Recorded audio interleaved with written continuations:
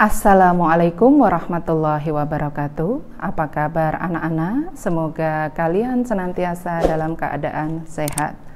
Baik, sebelum pembelajaran kita mulai, mari kita awali dengan membaca basmalah bersama-sama. Bismillahirrahmanirrahim. Anak-anakku, untuk pertemuan kita hari ini, kita akan belajar mengenai materi menyusun cerita pendek. Nah, anak-anakku, tentunya kalian tidak asing dengan cerita pendek atau biasa disebut dengan cerpen. Sebelum masuk pada pembelajaran cerpen secara detail, kita akan mengenal terlebih dahulu tentang latar belakang cerpen. Nah, cerpen itu termasuk dalam teks naratif. Nah, teks naratif itu apa? Teks naratif adalah teks yang berisi cerita yang terfokus pada tokoh khusus. Lalu tujuan teks naratif apa, Nak? Ada beberapa tujuan. Yang pertama, menghibur. Yang kedua, memikat pembaca. Yang ketiga, memberi pengetahuan. Yang keempat, menyampaikan ajaran atau pesan kepada pembaca. Teks naratif itu sendiri dapat berupa karya imajiner, faktual, atau kombinasi keduanya. Imajiner itu apa, Nak? Imajiner adalah karya yang murni dari imajinasi atau khayalan. Sedangkan faktual adalah karya yang didasarkan pada hal yang nyata atau kejadian yang sebenarnya. Baik, Nak. Untuk membuat cerpen, ada hal penting yang harus kita pahami, yaitu tentang unsur pembangun cerpen atau unsur intrinsiknya. Nah, Bu Menor biasanya menyingkat dengan titu galas. Apa itu titu galas? T-nya 2, jadi T2, tu, galas. Nah, T yang pertama adalah tema. Yang kedua, tokoh. G-nya gaya bahasa, A-nya alur, L-nya latar, A-nya amanat, dan terakhir S-nya adalah sudut pandang. Baik, lalu sekarang kita akan belajar menguraikan satu persatu. Yang pertama, tema. Tema itu adalah hal yang menjadi dasar atau topik dalam sebuah cerita. Di sini bisa dikatakan bahwa tema itu adalah ruhnya cerita. Yang kedua, tokoh. Tokoh adalah pelaku dalam cerita. Jadi setiap cerita pasti akan ada tokohnya. Tokohnya bisa manusia, bisa hewan, benda pun bisa jadi tokoh.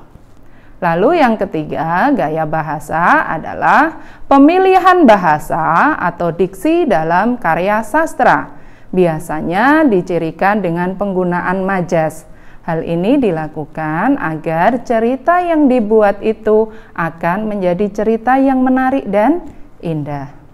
Yang keempat, alur atau plot merupakan jalannya cerita atau urutan cerita dari awal sampai akhir.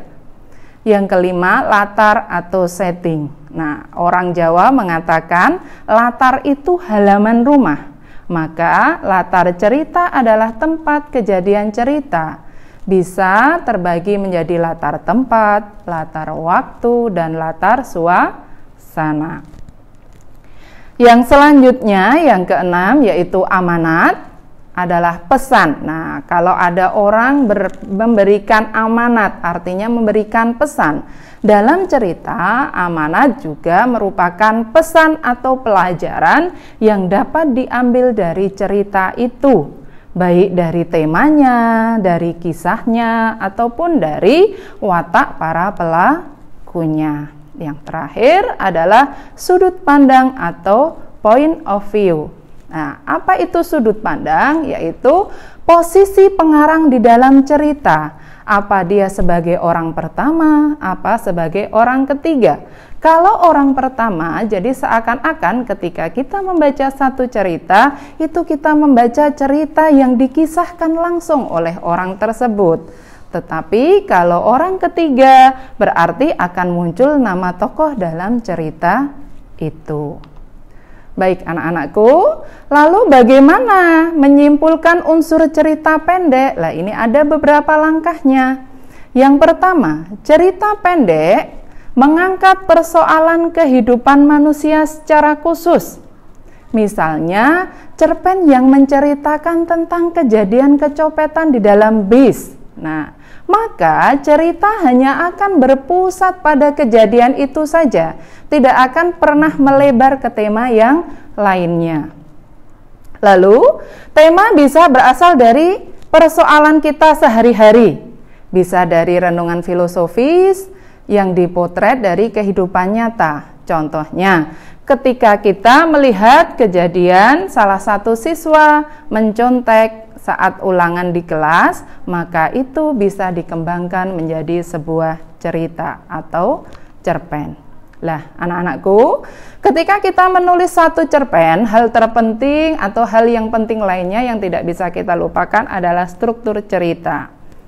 Apa saja struktur ceritanya? Yang pertama adalah orientasi, ada komplikasi, ada resolusi. Apa itu orientasi? Orientasi adalah bagian awal cerita. Biasanya di sini akan dikenalkan tokoh dan latar cerita. Jadi dalam cerita tidak akan mungkin tiba-tiba ada kasus pembunuhan, tidak diterangkan dulu tokoh-tokohnya atau tidak dikenalkan dulu tokoh-tokohnya. Nah, di bagian orientasi inilah akan dikenalkan tokohnya dan latar ceritanya. Lalu bagian kedua adalah komplikasi. Nah, pada bagian komplikasi ini sudah muncul adanya persoalan. Persoalan yang dihadapi tokoh akan berkembang sampai pada puncak permasalahannya. Lalu nanti akan diselesaikan yang namanya pada bagian resolusi atau akhir cerita. Nah, anak-anakku, berdasarkan uraian tadi, untuk menyusun cerita pendek, ada beberapa yang harus diperhatikan. Antara lain yaitu unsur intrinsiknya dan struktur teks ceritanya. Oke nak, demikian pembelajaran kita hari ini. Semoga apa yang saya sampaikan bisa dipahami. Mari kita akhiri pembelajaran kita dengan membaca lafal hamdalah bersama-sama. Alhamdulillahirabbil alamin. Assalamualaikum warahmatullahi wabarakatuh.